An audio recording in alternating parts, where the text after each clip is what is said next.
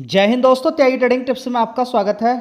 दोस्तों, इस वीडियो के अंदर हम बात करने वाले अचानक शुगर सेक्टर के अंदर लगातार तेजी क्यों देखने को मिल रही है। देखिए, लालच भर भर के लोगों के माइंड में आ रहा है कि जो शुगर सेक्टर के शेयर हैं, काफ़ी मार्केट कैप कम है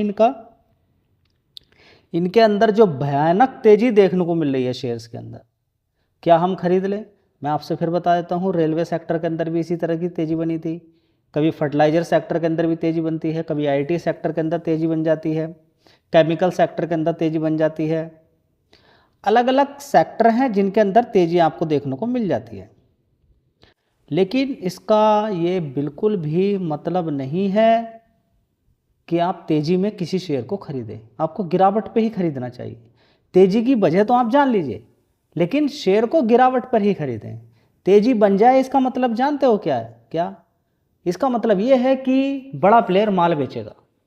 शेयर भाग गया है 20-30%, 25%, 40%, उसके बाद फिर क्या होगा? प्रॉफिट बुकिंग आएगी, बड़ा प्लेयर माल बेचेगा, उसके बाद गिरावट हो जाएगी। हाँ, एक अच्छी बात है कि शुगर सेक्टर के अंदर इस तरह की तेजी बनती है, तो ये शुगर स्टॉक्स के लिए अच्छी बात है। हाँ, एक लोगों के लिए गलत बात हो सकती है, लेकिन शुगर सेक्टर के लिए अच्छी बात है। एक किसान के लिए अच्छी बात हो सकती है, क्योंकि उसको गन्ने का रेट आने वाले टाइम में अच्छा मिल सकता है अगर शुगर स्टॉक्स के अंदर तेजी बनती है, शुगर के अंदर तेजी बनती है। इसके पीछे का कारण क्या है कि शुगर के अंदर तेजी देखने को मिल रही है। आप जब दुकान पे खरीदने के लिए चीनी को जा रहे हैं, शुगर को जा रहे हैं, तो आपको बड़ा महंगा प्राइस देना पड़ रहा है, जबकि अगस्त के अंदर 20% का उछाल देखने को मिला है चीनी के प्राइस में। तो इसकी वजह क्या है? इसकी वजह है कि वैश्विक ग्लोबल शुगर के बढ़ते हुए रेट। दूसरा, इंडिया के अंदर की अगर बात करते हैं, तो इंडिया के अंदर डिमांड ज़्यादा हो गई है, सप्लाई उतनी नहीं हो पा रही है। डिमांड ज़्यादा हो गई है, सप्लाई उतनी नहीं हो पा रही है, तो क्या होगा फिर? ये प्राइस के अंदर तेज़ी बन जाएगी। ठीक है, तो सिर्फ 2026 के अंदर अगर आप देखिए, सबसे पहले यहाँ पर पढ़िए, वर्तमान शुगर के रेट के अंदर जो तेज़ी बनी है वो घरेलू और वैश्विक यानी विदेशों के अंदर शुगर प्राइस के अंदर तेज़ी है। ठीक है, और ये सिर्फ 20 से 21% तेज़ी जो बनी है वो सिर्फ और सिर्फ अगस्त महीने के अंदर ही बनी है। ठीक है, बड़ी तेज़ी यहाँ पर देखने को मिली है। रिकॉर्ड प्राइस, जैसे कि मैंने आपको बताया, घरेलू दाम देखिए, दिल्ली के प्रमुख केंद्रों में थोक भाव हो चुका है 5,350 से लेकर 5,800 रुपये तक प्रति कुंटल का रिकॉर्ड तक पहुँच चुका है।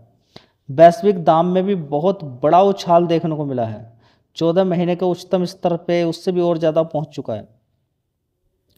ठीक है, तो यहाँ पर सप्लाई कंसर्न है।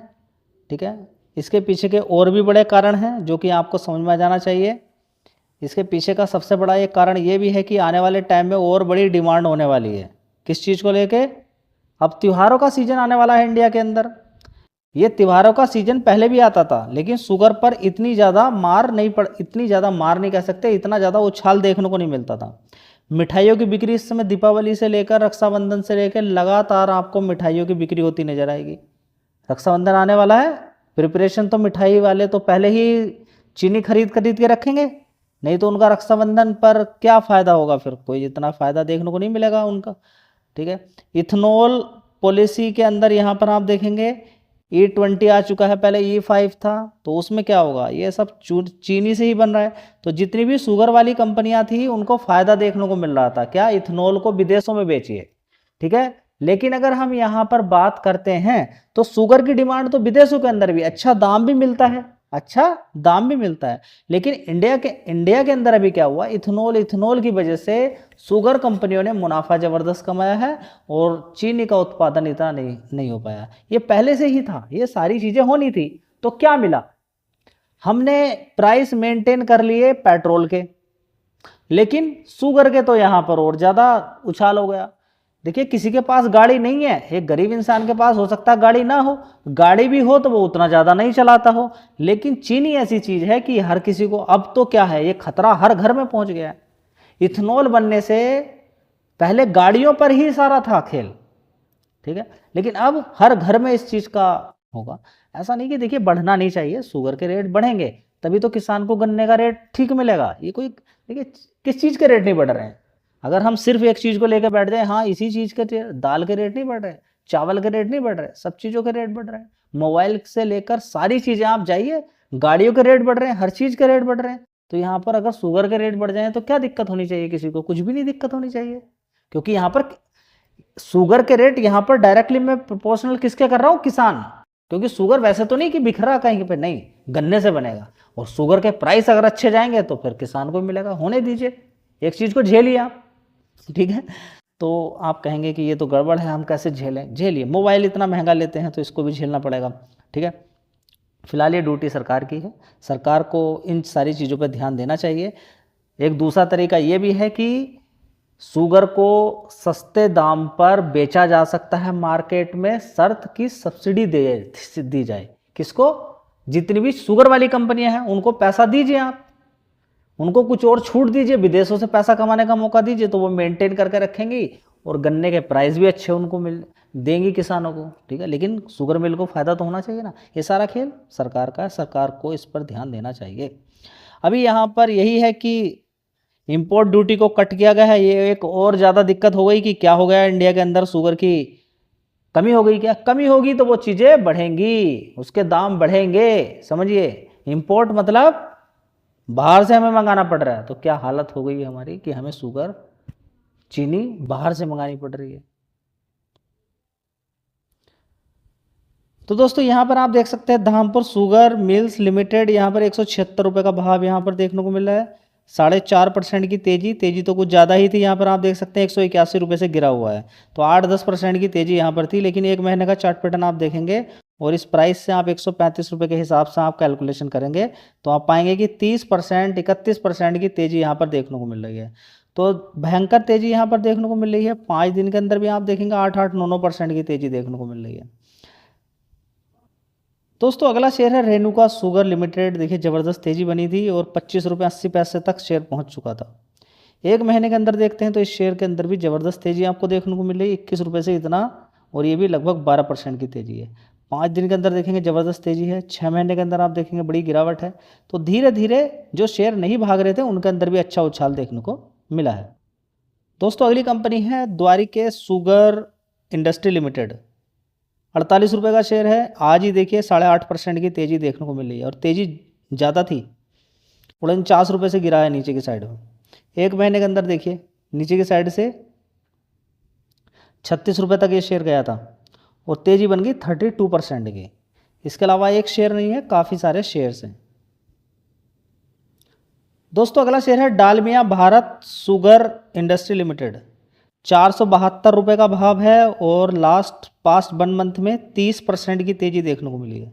और लोअर लेवल से अगर कैलकुलेशन करते हैं यहाँ से तो 350 रुपये से यहाँ तक आया है शेयर, तो देख लीजिए लगभग 34% की तेज़ी बन गई है। कितनी? 34% की तेज़ी बन गई, ठीक है। इसके अलावा और भी काफ़ी सारे शेयर्स हैं। दोस्तों अगला शेयर है पोनी शुगर लिमिटेड। 382 रुपये का शेयर है। देखिए यहाँ पर आप देखेंगे लोअर लेवल से अगर कैलकुलेट करते हैं 302 रुपये से, तो आप यहाँ पर पाएंगे कि इसके अंदर भी 26% के रिटर्न बन चुके हैं।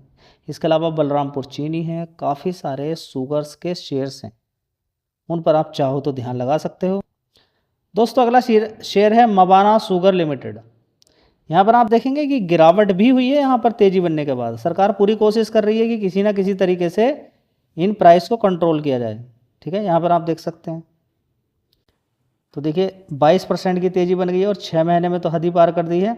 65% की तेज़ी बन गई है, यहाँ पर आप देख सकते हैं।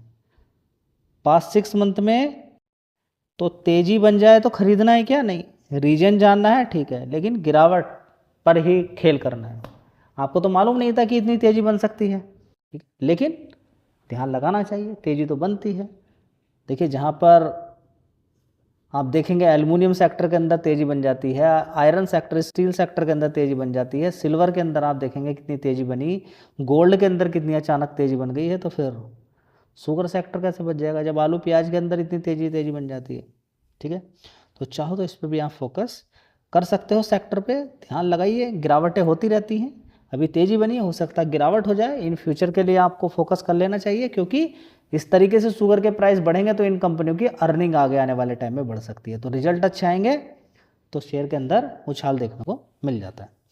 जितने भी शेयर बताए गए हैं रिकमेंडेशन कोई नहीं है और तेजी में खरीदना कोई बुद्धिमत्ता नहीं है, ठीक है। पढ़िए इनके बारे में, लिखिए, स्टडी कीजिए। इसके अलावा और भी काफ़ी सारे शेयर्स हैं, बलरामपुर चीनी से लेकर और दूसरी कंपनियां भी। इन कंपनियों के बारे में पढ़िए, पढ़ने के बाद इनमें से कोई कंपनी अच्छी लगे तो कभी गिरावट मिले तो खरीदना होता है। धन्यवाद।